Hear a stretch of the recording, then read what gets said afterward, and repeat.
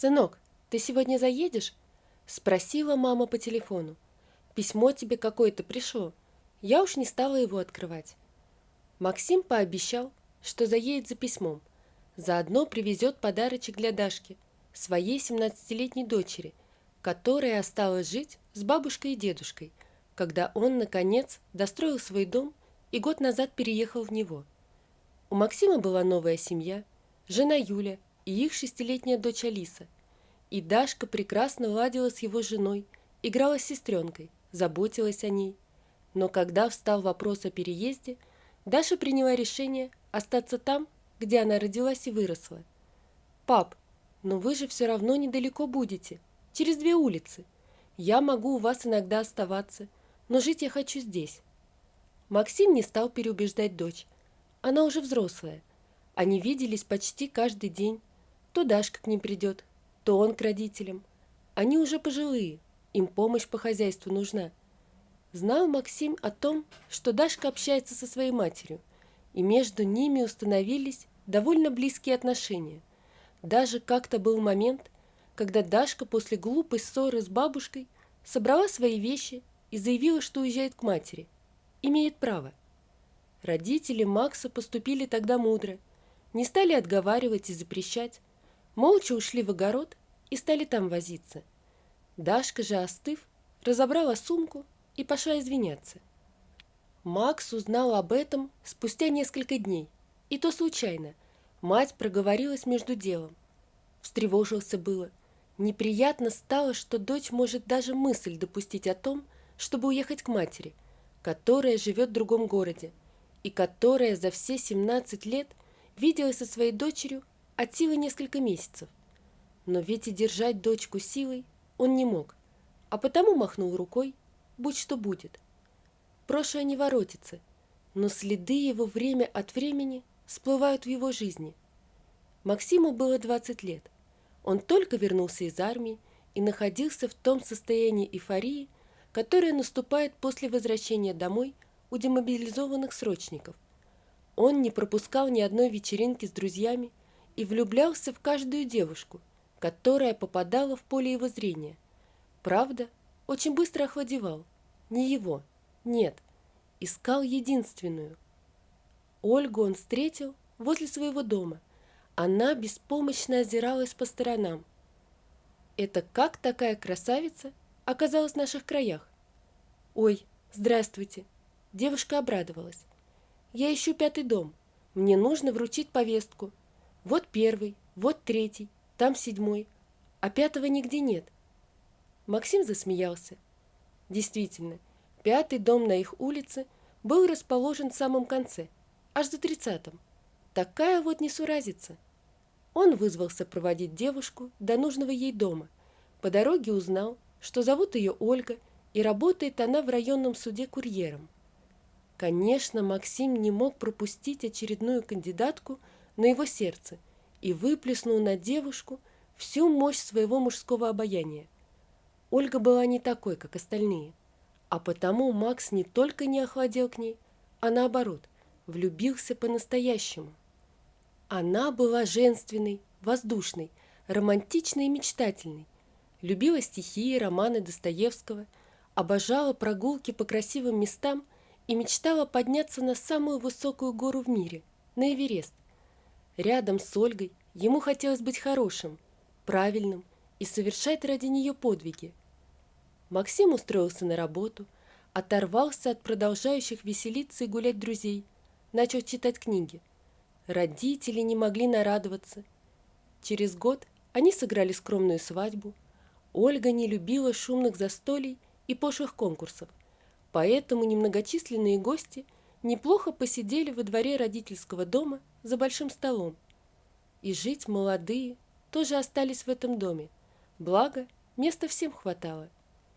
Дашка родилась через 1,5 года после свадьбы. Максим был на 7-м небе от счастья, а Ольгу словно подменили. Ее стало все раздражать.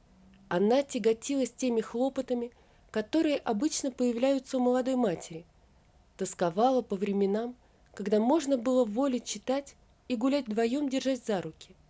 И вообще, Ее раздражало, что Максим напоказ тетешкается с Дашкой, демонстрируя свою любовь, а ей, Ольге, ничего не остается. Однажды мать заметила, что невестка откровенно тоскует в декретном заточении, и предложила свою помощь. «Давай, Оля, я с Дашенькой буду сидеть в декрете, а ты на работу выходи».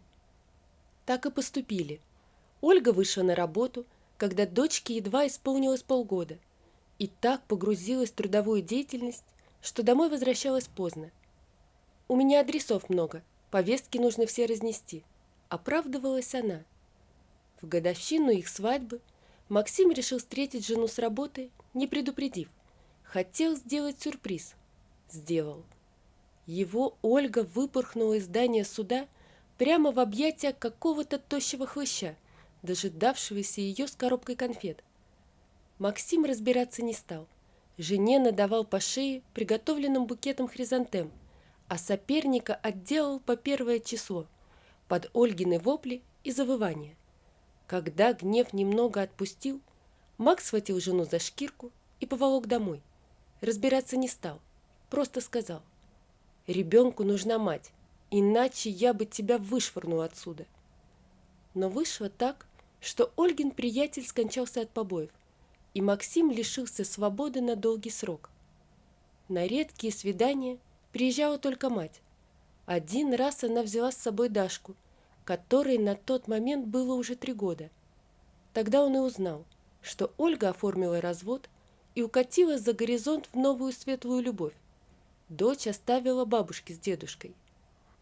А когда Максим освободился через 7 лет, никаких вестей от Ольги больше не было. Только в метрике у Дашки она была указана матерью. Родители вложили в его дочь много тепла, и Дашка росла очень хорошей и доброй девочкой.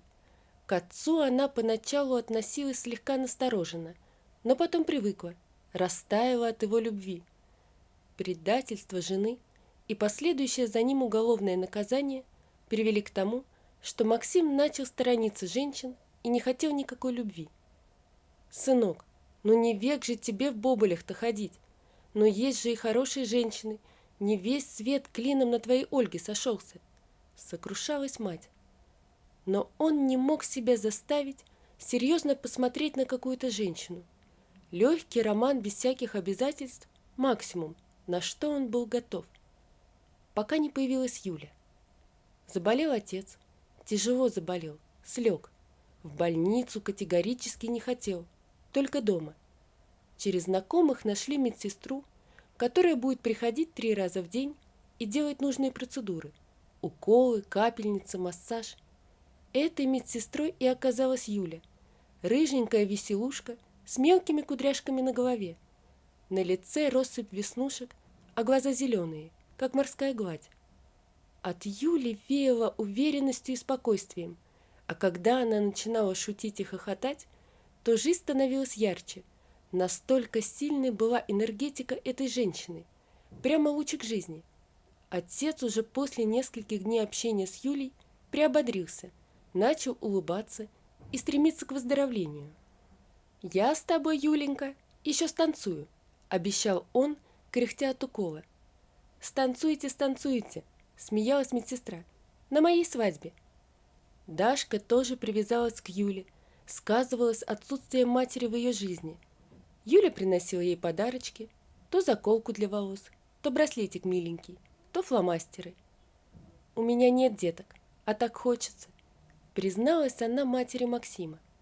«Только вот замуж никак не выйти, работа все время занимает». Максим практически не встречался с медсестрой. Он то работал на вахте, то уезжал по другой работе. Но их встреча все же состоялась, аккурат под Новый год. В тот день завихрило и замело неожиданно. Отец уже почти поправился, оставалось еще 2 процедуры. Юля тогда закончила массаж и стала собираться, а Максим как раз вернулся домой после 2-недельного отсутствия. «Юленька, не уходите», – попросила мать. «Давайте с нами поужинаем, я пирогов напекла к чаю, Максим любит. Останетесь?» Юля смущенно смотрела на молодого мужчину, который молчал, с усмешкой ожидая ее ответа. «Останьтесь, Юля!» – радостно заверещала Дашка. «Там такая пурга, вы заблудитесь!» Наконец и Максим произнес: «Да оставайтесь, мамины пироги нужно попробовать. Вы таких никогда не ели, могу поспорить». И она осталась. Пироги оказались восхитительны, а Максим, сын ее пациента, довольно милым и общительным. А через некоторое время, без долгих церемоний, они миновали этап романтических отношений и начали сразу жить вместе. Когда родилась Алиса, в доме стало еще светлее от счастья, потому что малышку полюбили все, в том числе и Дашка. А потом появилась Ольга. «Здравствуй, Дашенька, какая ты большая стала!» заявила бывшая жена Максима прямо с порога. Ольгу не смутило, что с дочерью она не виделась почти 13 лет. Не остановило ее и то, что на руках Дашки сидела двухлетняя девочка, похожая на Максима. Мать охнула и прикрыла рукой рот. Отец напрягся. Беда пришла. «Тебе что нужно в нашем доме?» — грозно спросил Максим, инстинктивно закрывая с собой обеих дочерей. «Я к дочке приехала. Имею право. Мне мой адвокат сказал». «Мама?» Дашка вылезла из-за отцовской спины. Юля быстро перехватила Алису и отошла в сторонку. Максим смотрел на Ольгу гневным взглядом, но на нее это не произвело впечатления.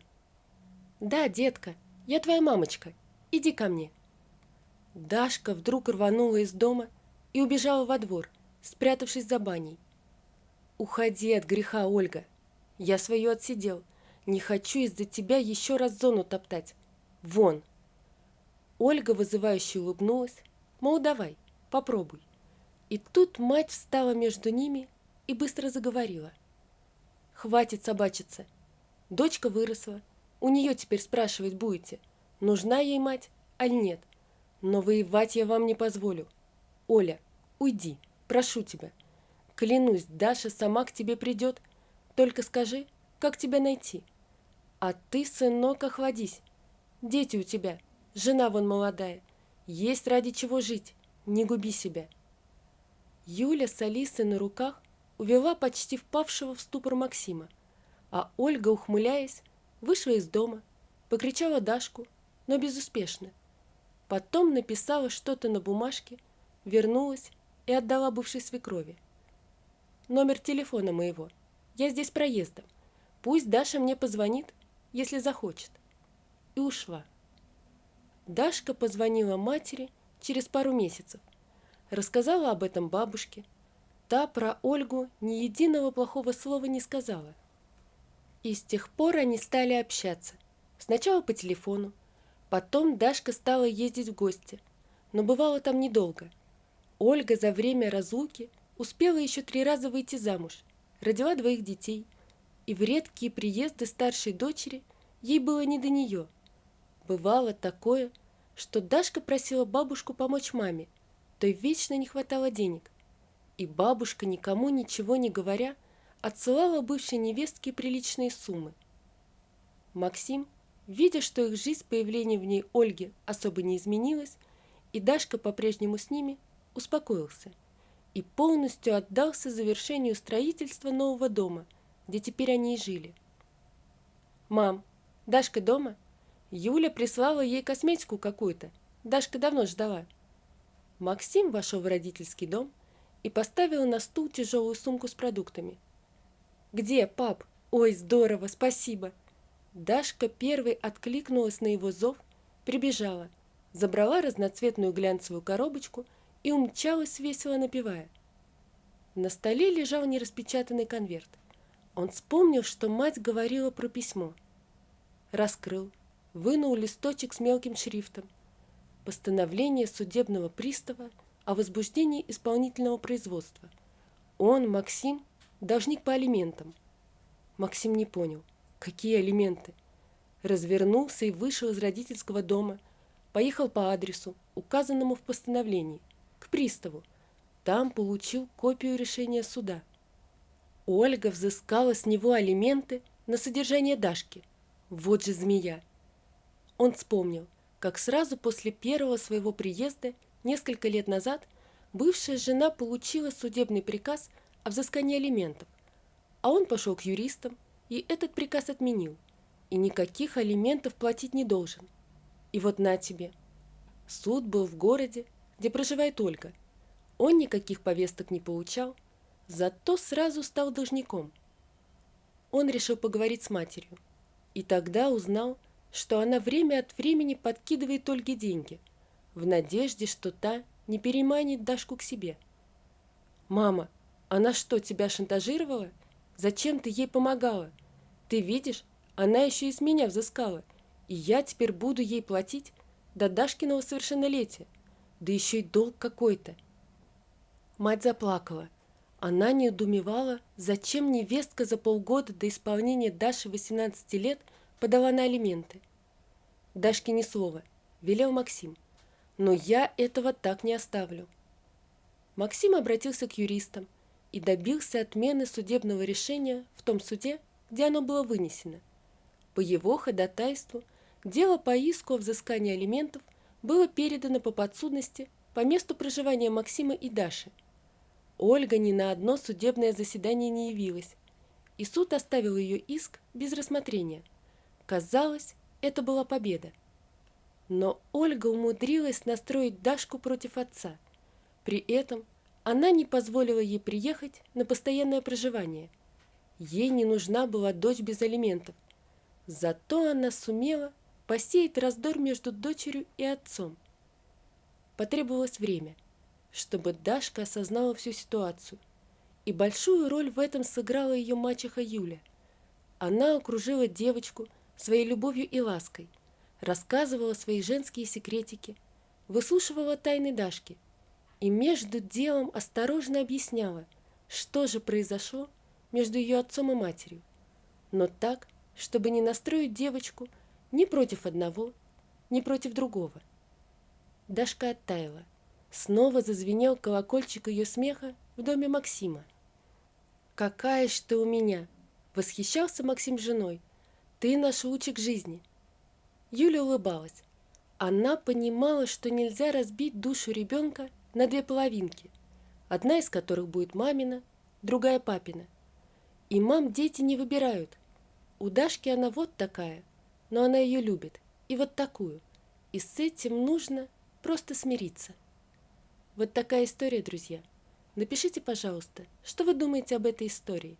Не забудьте подписаться на канал и поставить лайк. Всего вам доброго. До свидания.